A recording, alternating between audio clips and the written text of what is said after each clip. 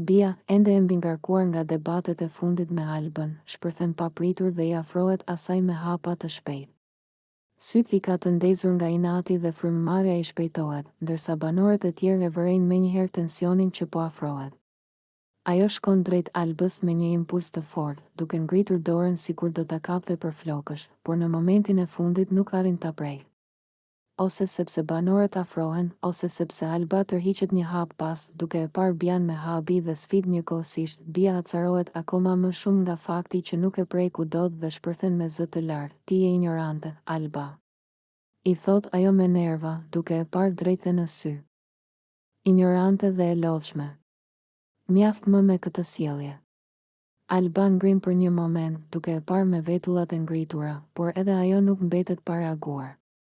Banorët përreth nisin të mbledhin rrethin, disa duke thënë qetësohuni, të tjerë thjesht të shtangur, pa ditur nëse duhet të ndërhyjnë apo të qëndrojnë larg. Atmosfera në shtëpi bëhet e rëndë, e mbushur me tension dhe frymë të mbajtur. Teksa Bia qëndron pranë Albës, e dridhur nga nervat, ndërsa Alba mundohet të ruajë kontrollin, por shikimi i tyre tregon se kjo përplasje është vetëm nisja e diçkaje shumë më të madhe mes tyre. Alba zihet keq me Bian dhe situata shpërthen shumë më fort se sa pritej.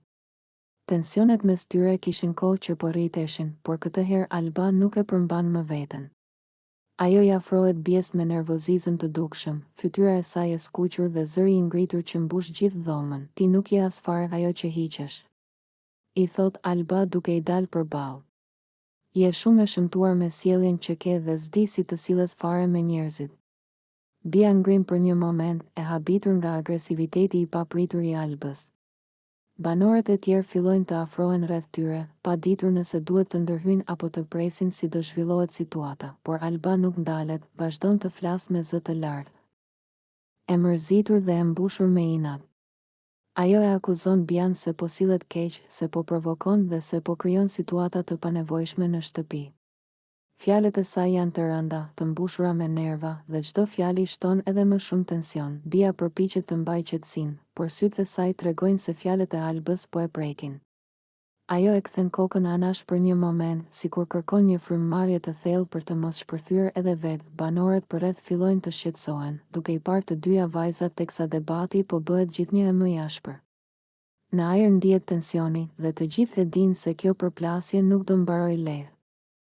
Edi puth dhe përqafon Dolçen me një afeksion të hapur, duke e bërë të qartë para gjithë banorëve se mes tyre po krijohet një lidhje që po bëhet çdo ditë më e fortë. Ata arrin afër njëri tjetrit, duken të relaksuar dhe të qeshur, sikur pjesa tjetër e shtëpisë nuk ekziston. Banorët i shohin se si shkëmbejnë batuta, përkëdhelje të lehta dhe momente të qeta ku thjesht shijojnë shoqërinë e njëri tjetrit, duke dhënë përshtypjen e një çifti që po e gjen veten natyrshëm. Edi i thot Dolçes me zë të ulët se ajo është një vajzë shumë e mirë, se ai e vlerëson mënyrën si e trajton, si flet dhe si i qëndron afër. Ai duket i sinqert dhe i përmbledhur në fjalët e tij. Sikur më në fund ka gjetur dikë me të cilin ndjehet rehat. Ndërsa e mban në krah, Edi i rrëfen se nuk po e sheh këtë gjë si një lojë ose si një moment kalimtar, por si diçka që mund të shkojë më larg. Ai i tregon se dëshiron diçka serioze, se nuk po e kërkon thjesht një lidhje të përkohshme brenda shtëpisë, por diçka më të thellë dhe të qëndrueshme. Dolçe e dëgjon e qetë, e buzëqesh dhe ndjen se fjalët e tij e prekin. Të dy vazhdojnë të qëndrojnë të përqafuar, duke krijuar një atmosferë të butë dhe të ngrohtë që bie në sy të gjithëve. Ndërkohë, banorët fillojnë të komentojnë për afërsinë e tyre, duke vënë re se marrëdhënia mes tyre po bëhet gjithnjë më e dukshme dhe më e fuqishme. Sidoqoftë, Edi dhe Dolçe duken të përqendruar vetëm te njëri tjetri, duke e lënë gjithçka tjetër në hije ndërsa kalojnë kohë të bukur së bashku. Benita fillon të sillet ndryshe me Elionën, dhe ndryshimi është aq i papritur sa disa banorë nisin ta shikojnë me dyshim. Ajo afrohet pranë saj me një buzëqeshje të butë, sikur të mos kishte ndodhur asgjë midis tyre, dhe i flet me një ton shumë më të qetë dhe të ëmbël se zakonisht. Por, ndërsa jashtë duket sikur po e kërkon miqësinë e Elionës, brenda vetes Benita duket se po përgatit diçka krejt tjetër. Në ambientet e shtëpisë, ajo rri shpesh afër Elionës, e ndihmon në disa gjëra të vogla.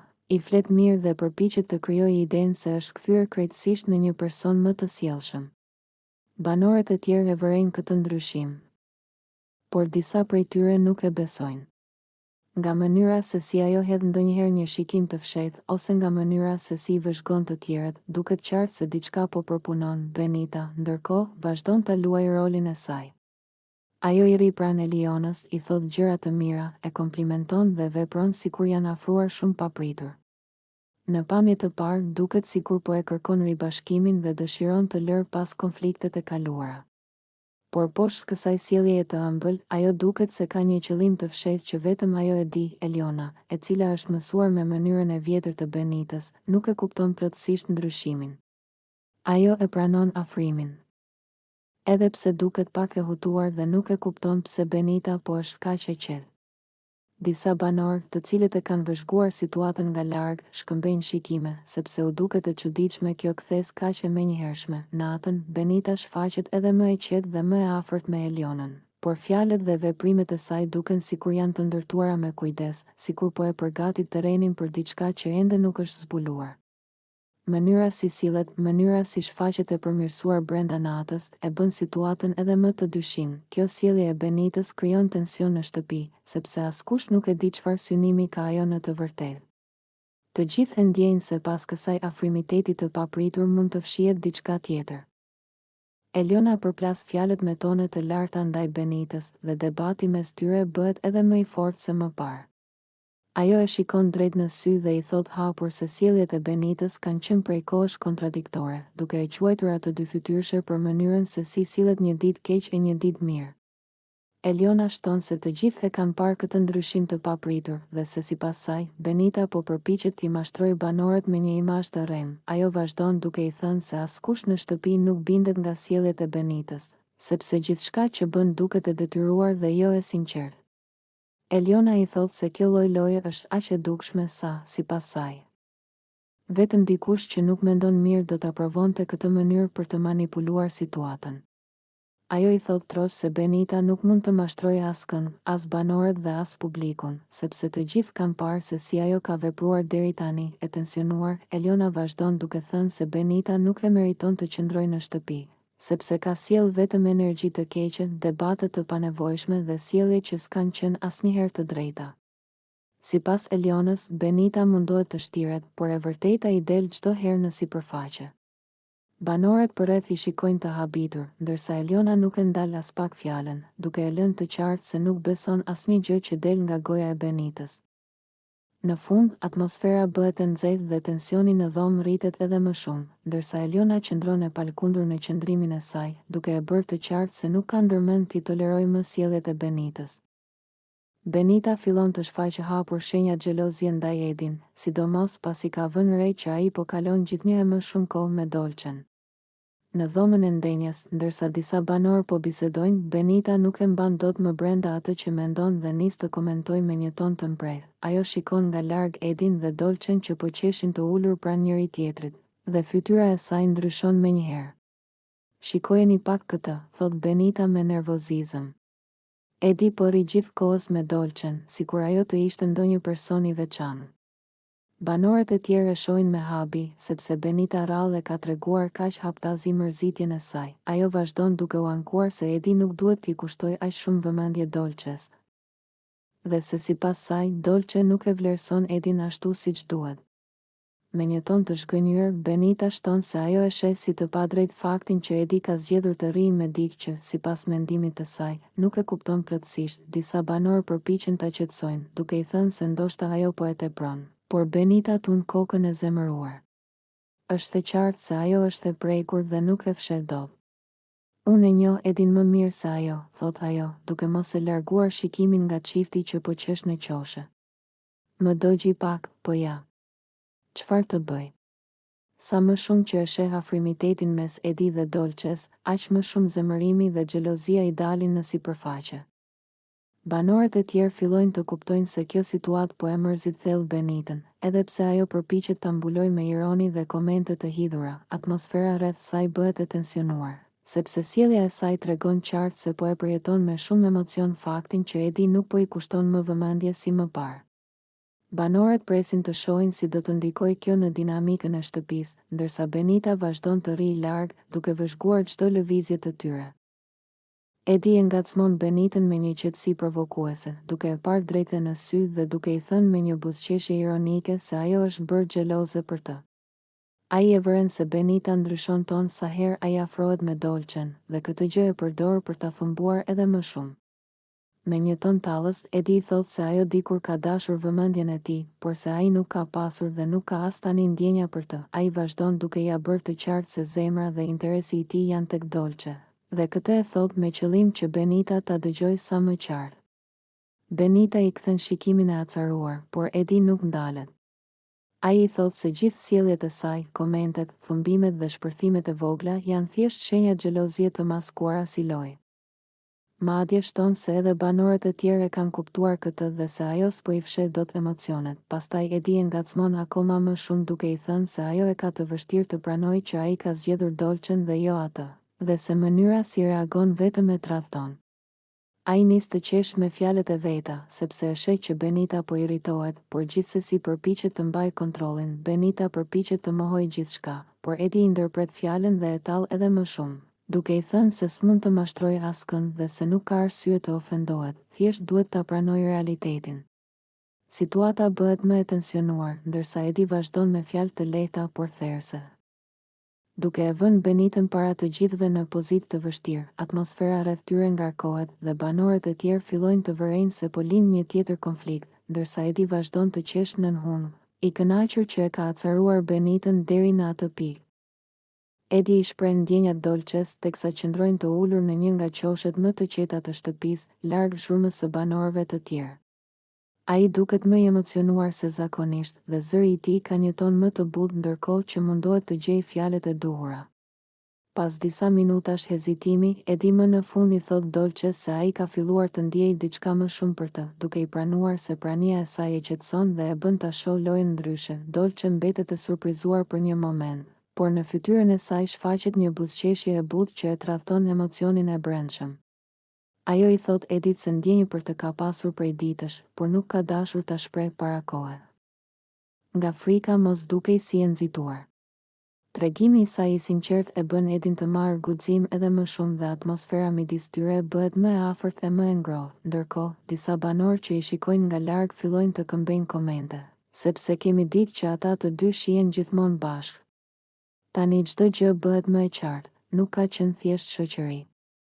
Dyshja nuk fshihet më, sepse shikimet dhe buzëqeshjet mes tyre tregojnë se diçka e re po lind. Biseda vazhdon gjatë, me të dy që flasin për mënyrën si e kanë parë njëri tjetrin që ditën e parë, se si kanë krijuar një lloj lidhjeje që ka ardhur duke u forcuar ditë pas dite. Banorët e tjerë fillojnë të thonë me zë të ulët se ky mund të jetë çifti i parë zyrtar i këtij sezoni të Big Brotherit. Sidomos tani që të dy e kanë pranuar hapur pëlqimin e tyre, Edi dhe Dolçe duken më të qetë se kurrë, si dy persona që më në fund kanë vendosur t'i japin një emër asaj që ka ekzistuar mes tyre kohë të gjatë. Në shtëpi po krijohet një atmosferë e re rreth tyre dhe të gjithë presin se çfarë do të ndodhë më tej me këtë lidhje që po merr formë. Eliona kalon orë të tëra duke pastruar të gjithë shtëpinë, sikur të kishte marrë përsipër detyrën e një ambise të vetme në një ambient ku jetojnë 10 banorë. Ajo zgjohet herët përpara shumicës dhe nis punën e saj me qetësi, mbledh gotat e lëna nëpër tavolina, pastron dyshemet, rregullon divanet, sistematizon këndet e rrëmujshme dhe zhvendos sendet që banorët i hedhin kudo pa menduar. Duket qartë se Eliona po gjen një lloj paqeje në këto detyra. Ndërsa të tjerët merren me debate, strategji dhe biseda të pafundme, ajo rri e fokusuar në punët e shtëpisë, duke u kthyer pothuajse në një figurë të heshtur që kujdeset për gjithçka pa kërkuar vëmendje.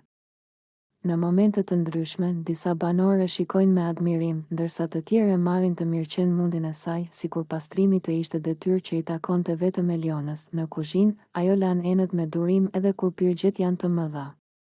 Në korridor, ajo fshin dyshemen me ritëm të rregullt, ndërsa vetëm shurma e fshesës dëgjohet në sfond.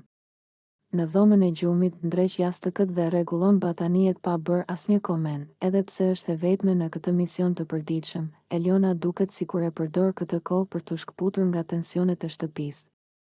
Kjo rutinë e qetë ndihmon të mos përfshihet në dramën që shpërthen çdo orë mes banorëve të tjerë. Megjithatë, disa banorë kanë filluar të pyesin veten se pse Eliona po e mban gjithë këtë barë mbi shpinë. Ajo nuk ankohet asnjëherë, nuk kërkon ndihmë dhe nuk pret mirënjohje, thjesht punon, sikur kjo ta bënte të ndihej më e sigurt dhe më e qetë. Në fund të ditës, shtëpia shkëlqen dhe Eliona, edhe pse e lodhur, duket më e qetësuar se të gjithë të tjerët. Atmosfera rreth saj mbetet e butë dhe e heshtur, një kontrast i fortë me kaosin e banorëve të tjerë. Dolce dhe Edi po kalojnë gjithnjë e më shumë kohë me njëri tjetrin, aq sa kjo po bie në sy edhe tek banorët e tjerë të shtëpisë. Çdo ditë që kalon, ata duken më të afërt, më të qetë dhe më të lirshëm në prezencën e njëri tjetrit. Madje, shpesh shihen të ulur pranë, duke biseduar me tone të buta, duke qeshur me batuta të vogla dhe duke ndarë mendime për situatat brenda shtëpisë. Në obor, kur po pinin kafen e mëngjesit, disa banor i vrojtonin nga larg dhe vërenin së dyshja dukej si të shkputur nga zhurma e shtëpisë.